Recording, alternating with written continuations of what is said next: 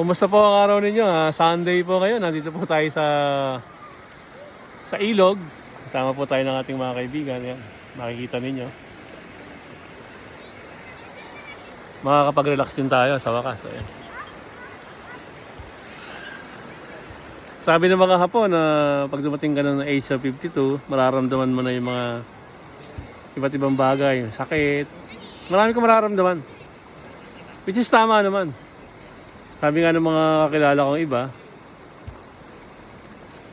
ang dami ko na nararamdaman. Sakit, ang hirap. Sabi ko nga, ano ba ang gusto niyo? Yung maraming nararamdaman o wala kang nararamdaman na? Joke lang po, pero importante doon. Kahit na marami kang nararamdaman, tuloy pa rin. Trabaho pa rin. Gawa ka pa rin ng dapat mong gawin para